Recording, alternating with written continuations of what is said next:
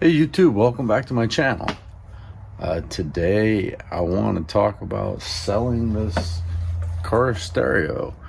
I woke up this morning and I checked my eBay account, and somebody made me an offer on this car stereo, and I'm going to show you how I send it off and ship it off to the buyer. My name is Doug. I'm a retired school teacher. I built a camper van out of an old service van. I will take you with me camping, fishing, going to the beach, going to baseball games. I'm going to teach you how to save some money. Welcome to my channel. Welcome to the Holiday Tinn.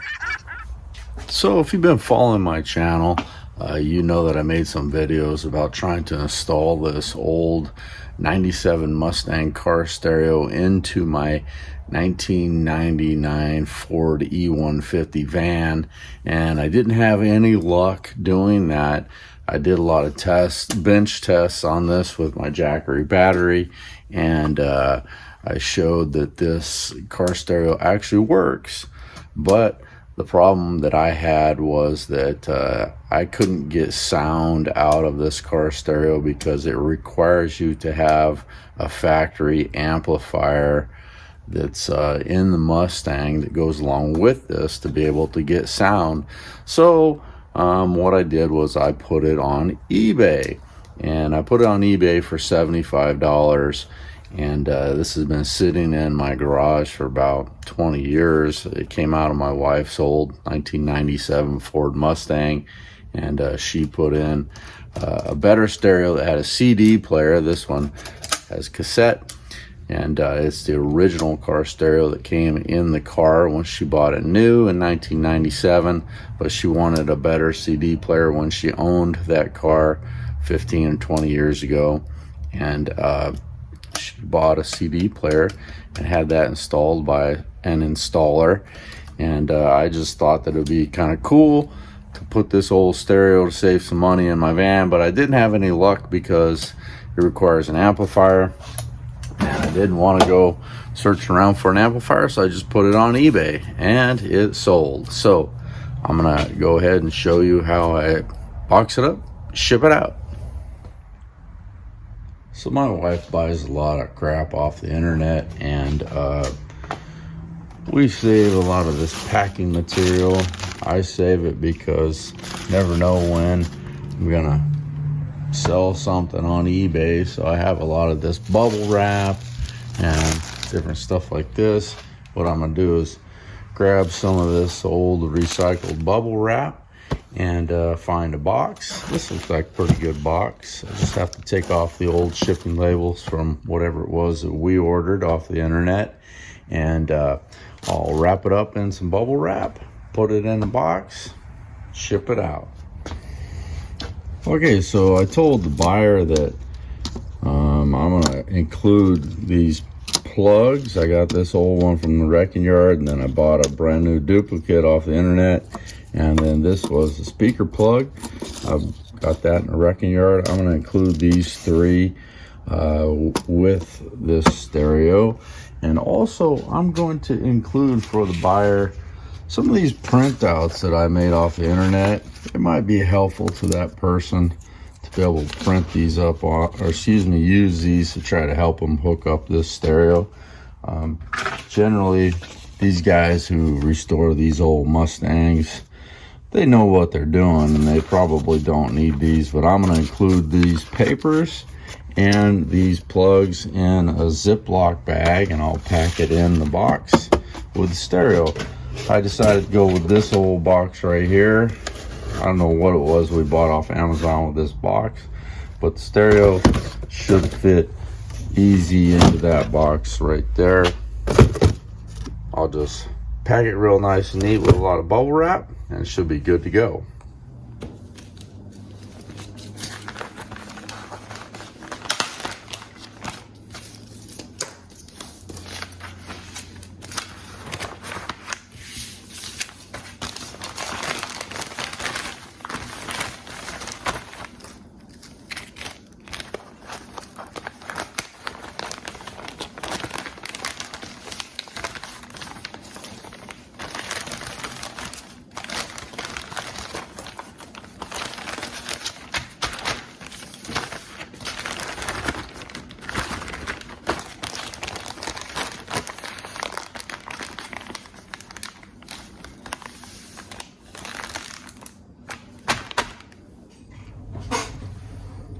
Okay, so when I woke up this morning, I checked my eBay account and I saw that I had an offer for $60 for that car stereo. Originally, I had listed the car stereo on eBay for $75, and people can offer you or make bids on it.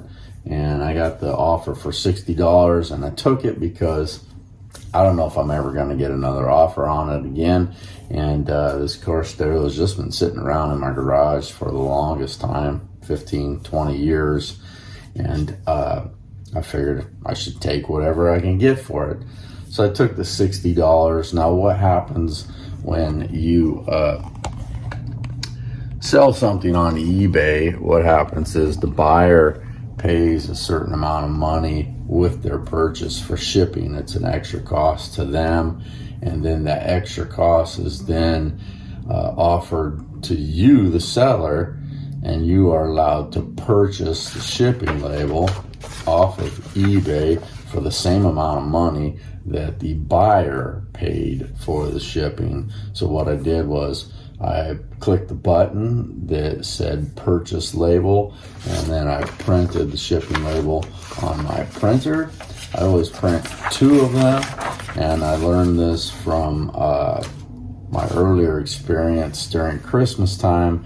I tried to get rid of a whole bunch of shot glasses that I had. I had an old shot glass collection, and I just wanted to get rid of all the old shot glasses. So I sold a lot of shot glasses on eBay. I still have, I think, 3 of them listed on eBay for sale, and I still have some more boxed up that I might sell. Anyway, I learned from that I could print 2 labels that are exactly alike, and I could put one on each side of the box. But what I learned by going to numerous or several trips to the post office to ship out those shot glasses is that you don't need 2 shipping labels. And the lady at the post office told me that. And anyway, I always print 2 in case one gets messed up. But what happens is you're going to have to probably, or what I always do is I take scissors and I trim these labels because you have extra paper when you print it. So I'm gonna have to trim up these labels, and then I'll tape them to the box after I've packed up that stereo real nice and secure. And I'll take this to the post office and ship it out.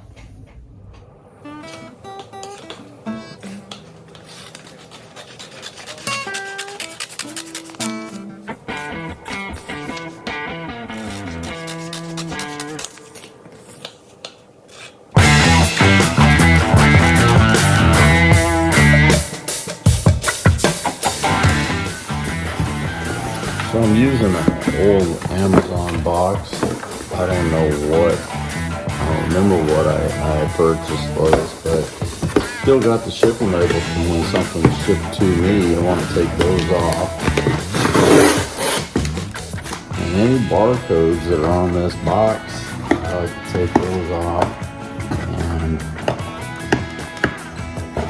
let's see here. Anyway, I'm gonna scrape that off, but there's also printed barcodes on some of these boxes, and what I do is I get a black magic marker because I don't know what these barcodes mean, and I take a magic marker and I scribble out that old barcode there for whatever that was, and I always do it on both sides of the box before I ship it out because I don't know what that barcode means, so I scribble it out.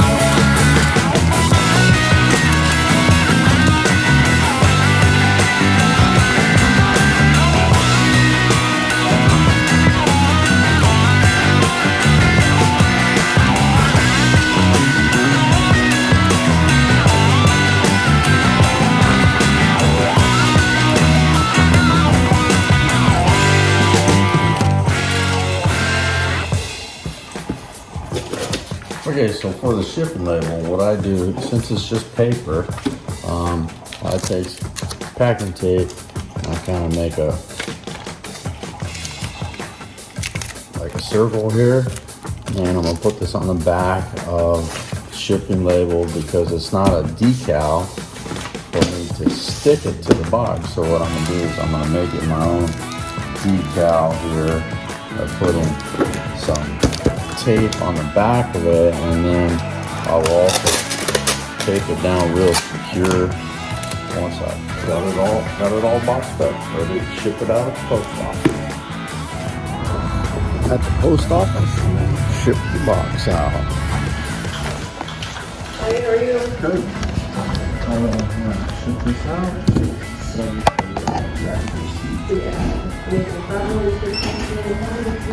No.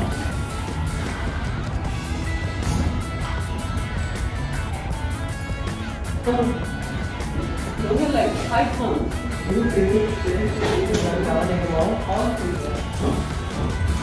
Very good.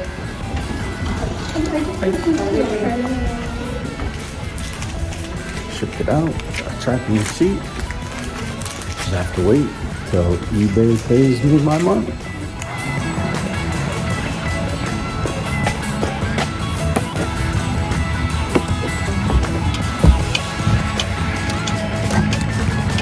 Well, thanks for watching the video. If you liked the video, give me a thumbs up. That would help me out a lot. Also, if you haven't subscribed to the channel yet, please go ahead and subscribe to the channel. Also, click that bell so that you can get notifications for anytime I make a new video. I'm getting ready to make another video about installing this old stereo that I had in the van. Also, it's almost time for baseball season to start. Today's February 8th. Spring training for baseball starting here real soon in March. And then I'm going to be making a lot of videos going to some Oakland A's baseball games. They're going to be playing their games in Sacramento this year. They're not playing in Oakland anymore, but now I'll be making some stealth van camping trips up in Sacramento. So I look forward to making those videos. And thanks again for watching my video. Until next time, peace.